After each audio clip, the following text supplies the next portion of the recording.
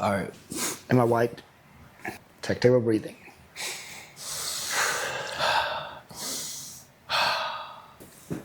What was the title again?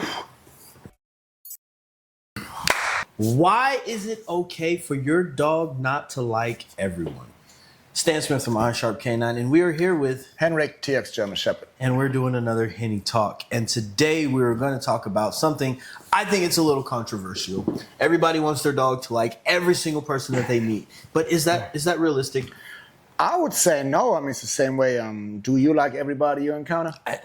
He took the words out of my mouth. No diddy. I was going to ask you that. Do you like everybody you meet? I mean, you know me now for a little bit. I don't like anybody. Fair enough. But he likes who he likes. And he has a pretty good discernment. The people that he doesn't like, it's usually for a reason. And they usually end up showing their hand in due time. So, dogs. I think dogs are a better judge of character than we are for sure. Because they're paying attention to body language. They're paying attention to things that we don't know. But it's like esoteric. They're not fake. Yeah. It's the same as kids. Like, a kid will not lie to you. This is true. Right? Like, when they're very little, they say the truth. Yeah. Because that's what happened. They don't know lying. And the same with dogs. They don't know how to fake it. We've all seen the videos of the kid talking about, hey, mama, dad, he got a big back. Yeah, well, it's the truth. Your back might be big. Okay. So it's the same thing with dogs. And one of my favorite saying is, I will trust a dog who doesn't like a human before I trust a human who doesn't like a dog. Because the dogs are going to know. Agreed. And there's been times where we went to New York with Rocco. Million plus people that he saw. There was 2 times he barked at somebody or he growled or he acted different. And I trusted those 2 judgments. It was one, we were walking down, let's say 43rd Street or whatever. We may or may not have been drinking some apple juice. And he was doing his job because we were walking. Homeless dude walked by. Have no clue what he did. We were not paying attention. I'm not going to even lie. My situational awareness was probably on like -3 at that point, but Rocco was still ready. And we're walking. He's in a nice hill, and he does a 180. He jumps. He goes and jumps and turns around. I'm like, what the fuck are you doing, dude? Like, I'm talking to the dog, and then I look up. Homeless man had like a blanket over him. It was a little weird. So I was like, hey, I don't know what you did, but don't. And then we just kept walking, and Rocco was fine after that. We got into the Uber. We went to a bar. We was playing pool. And he was perfectly fine after that. So whatever that dude was doing, Rocco was letting us know. He did something. And that's a funny thing. So especially because I breed German Shepherds, and people want always German Shepherds, and they just want, it's a natural protector. I want a dog who will be able to protect me, and all this kind of talk. And then you take this dog somewhere, the dog shows like, I don't like that dude, and you correct him. Because you never went to training, you didn't do anything with your dog, you just think, I buy this dog, he's going to protect me. So now actually this dog might have a little bit in his genetics that he's going to do it on his own because it's a good dog, and now you're correcting him for it. Because you actually want your dog to be nice and cuddly to everybody. And you take that dog out of the dog in those moments. So. But at the same time, these dogs that do have the natural protecting, the defensive nature, the Corsos, the Shepherds, the Pits, these kind of dogs, if you don't expose them to a lot of different people, then they may think everything's a threat. Yeah. And that's actually a negative because, again, I want my dog to be able to go any and everywhere. And then if he acts different, I'm going to pay attention to that body language. And a lot of people don't expose their dogs to a lot of stuff when they are young because I don't want my dog to like anybody. I'm going to keep him up and lock him up. And I just want him to hate everything. And it's like, why? It's a puppy, so people don't want to take it out. They don't want to do this. They're overly protective of it. I get it. You get your first shots. You get them done. Your puppy is safe. At the latest, got the 3rd round of shots. Your puppy is good to go. Take it outside. Yeah. Take it and that's even a new thing. It used to be 2 rounds of shots and your dog was good. I mean, you can still go, even with 2 rounds of shots, you can go to places where there's not a lot of dogs, where there's no grass. Yeah. It's you can take your puppy already to public places. Yeah, you should not go to a dog park. You shouldn't go there anyways, my opinion. That's a topic for another day. But that's where you get parvo as well. So you just, take your dog out, socialize them. Doesn't matter what genetics they come from. You can have the dog with the best genetics and everything perfect. If you don't put the work, the time, and the effort in, your dog might not like anybody. Or your dog just likes everybody, because that's all you taught your dog, is how to like everybody. Which I think is the wrong thing to do. And I think it's a balance. You have to balance. You have to have the best of both worlds. And I think taking your dog out, like you said, and showing them different people.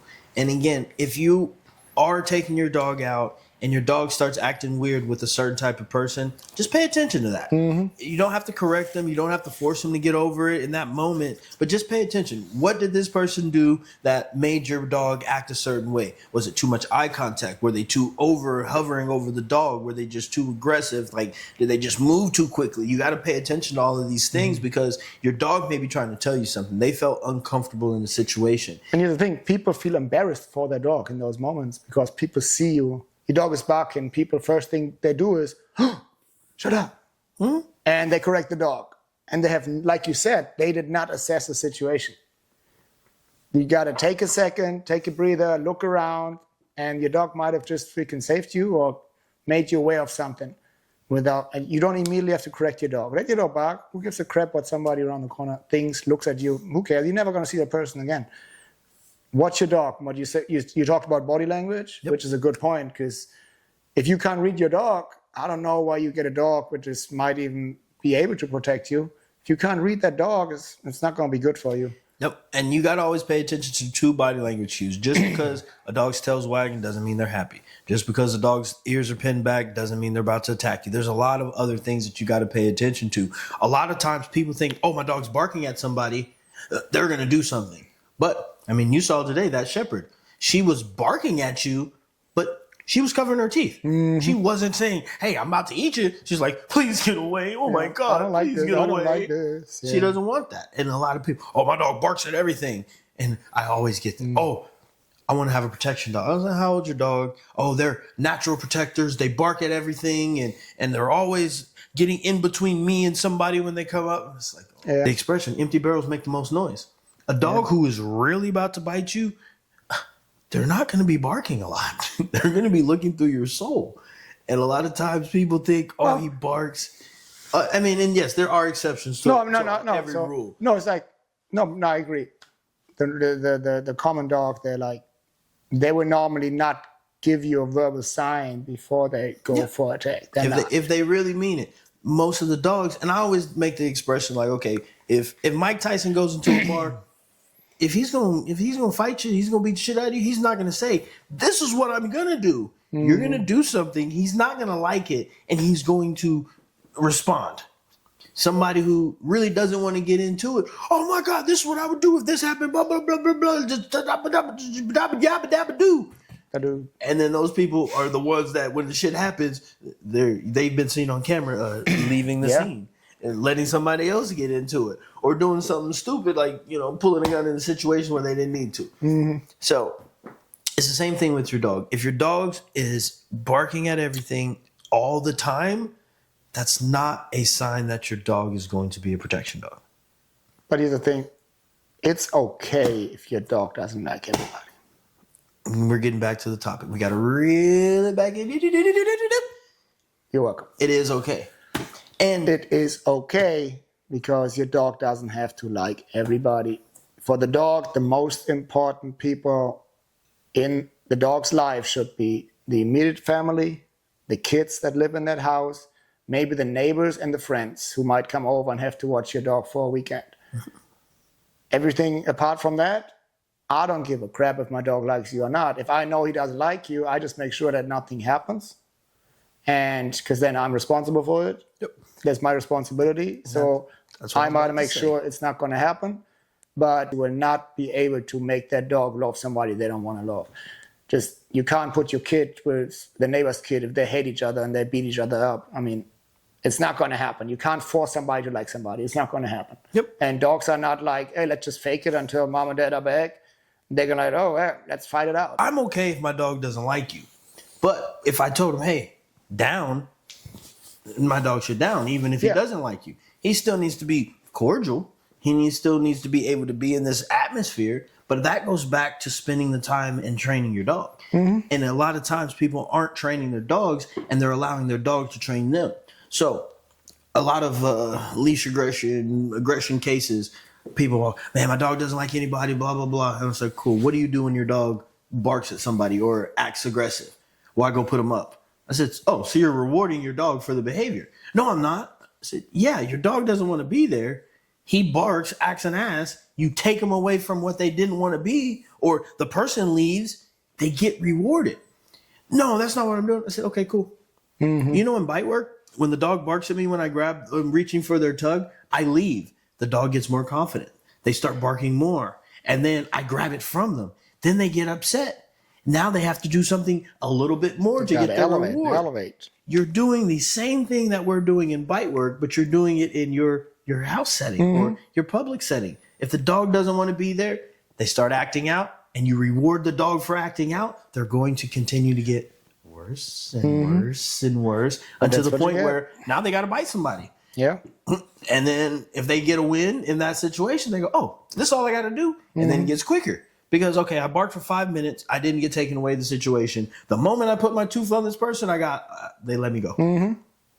But that's exactly what you normally get taught with those 100% positive trainers. That's actually what they teach people. I've seen it. The dogs get food for showing the wrong behaviors. They get food. And they call it like, oh, get his attention over here. Not all. There are some good positive trainers out there, don't get me wrong, but I've seen a lot of them. They literally reward the dog for the exact opposite what the owner tries to achieve. Yep. And the dog keeps getting rewarded or punished for, like, there's no communication. There's no clear communication for the dog. Because as soon as that person leaves, it's fucked up. Yeah. And that's the thing. There, like you said, the clear communication, and people aren't understanding that a negative consequence is clear communication. I got a speeding ticket a couple months ago, and I'm upset about it. And now every time I pass that spot on the toll road, I slow my ass down because I've seen that cop there 100 times, and he's always there. He's always there. But I was doing like 82 and a 65. That's really not even that bad in Texas. We're in Texas. Yeah, that's really not that bad. And he goes, well, I'm from Germany. You weren't going 20 miles over the speed limit, so you can take your defensive driving course. So it's like, oh, man. But if he would have pulled me over and didn't give me a ticket, do you really think I'd be concerned about where he's at? No, because a warning doesn't mean anything. And a lot of these people are giving their dog warnings, and there's no corrections or a negative consequence for the behavior. Well, they give them a verbal warning what the dog doesn't get. But they don't have any force behind it. Exactly. That's what I mean. There's no emphasis so that's behind what I mean. it. They say, it's an empty don't threat. do that again. I'm going to put the dog doesn't fucking know what that means when I give you a verbal warning. If there's no. No, I beg to differ. The dog knows. You're going to correct me if I do it again. I'm going to challenge you to do that. And then they do it again and nothing happens. The dog's like, yeah, really, motherfucker. You're gonna correct me when it happens. Oh, I'm so scared. Please don't. And a lot of people are afraid of their dogs. Yeah. And that's one thing I always tell people. If you get these Corsos, if you get these German Shepherds, you get these Mouse, there's going to come a time. An Australian Shepherd. Me and Boot had to read from the Bible once. You are going to have a dog that challenges you. And when that challenge happens, there's two things. You either win or there's a draw. And a draw is guys looking at each other. It's like, okay, hey, we're on understanding. We're both going to keep going there, but we both don't want to keep going there. And at that point, because Rocco, I don't think I've ever won with Rocco. We've had draws because Rocco is a dog where he knows he's like, okay, you're not going to kill me. So really, what are we doing here? This is when he was young. He was young? Yeah. Okay. When he started feeling himself a little bit.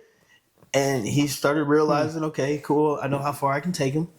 And all right, this is cool, but if I want to do it, he's not going to kill me.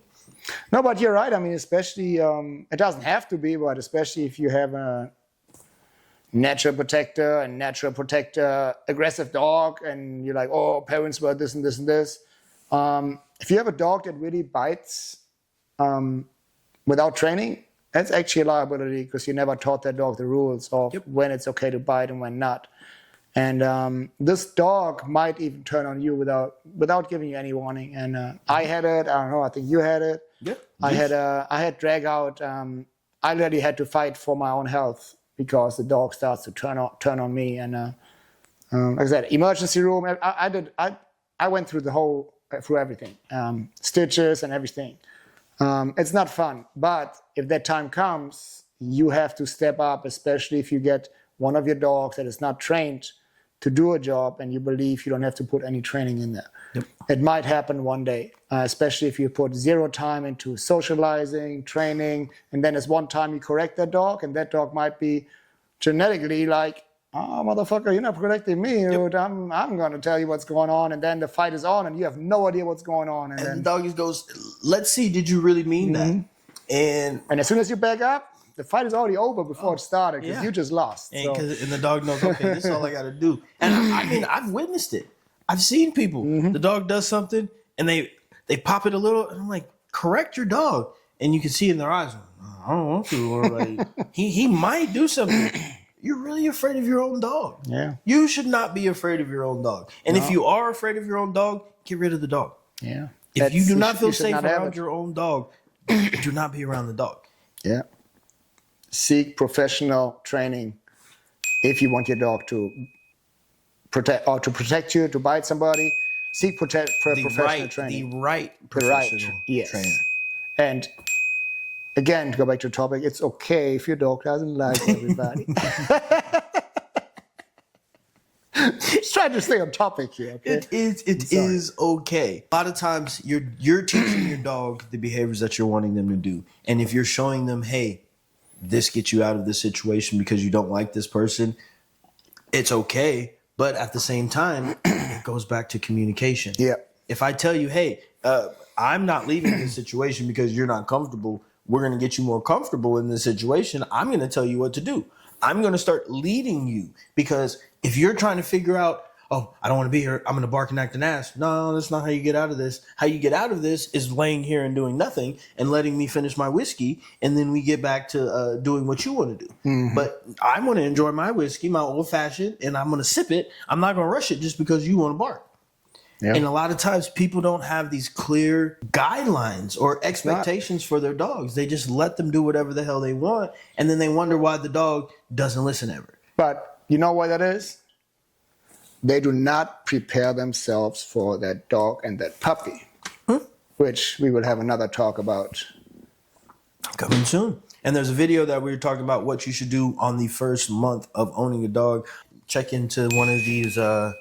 I think we can put the probably thing there. Like right over here. I think it's there. Get out. We're going to keep giving you guys some information. And again, we get on here and we just talk about our personal experiences, things that we've been over, 15 years? Yeah, going 16, yeah.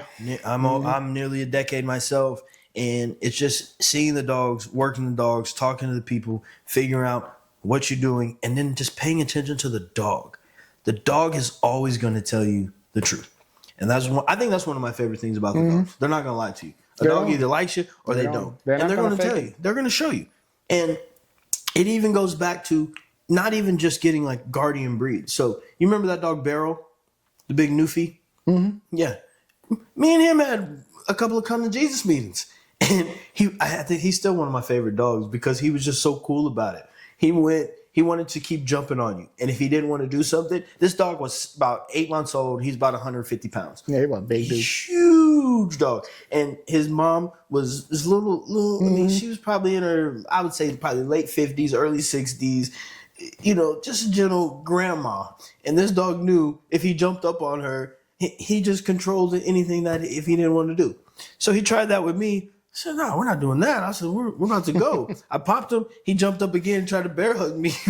So we went, and he kept jumping up. I said, dude, really? Like, you're not going to win this one. I'm dripping down in sweat because we're going for about 5 minutes. And he looks at me. I told him down. He drops it to a down, wagged his tail. You want to cuddle? I said, all right, you good? I said, oh, you motherfucker. I was looking at him like, oh, you motherfucker going to be playing basketball at Pelican Bay when I'm done. That's my Denzel impression. Was that a good Denzel impression? Leave it in the comment section if that was. No, you didn't think that I don't know the quote. From Training Day? I know Training Day. I don't remember the quote. When he was with... No. I don't. We got to get Henny up. I've seen the movie though. That's what my contact lens. He doesn't like black movies. That's all that is. I get it. I get it. It's okay to reel this one back in. It is okay if your dog doesn't like everybody that they meet, but your dog should still be going off of your leadership. And if you aren't showing your dog what they should be doing in certain situations, then you are doing a disservice to the dog. So is there anything else you want to leave them with? Make up your mind before you get your dog what you want it to be, and then put the time and effort in.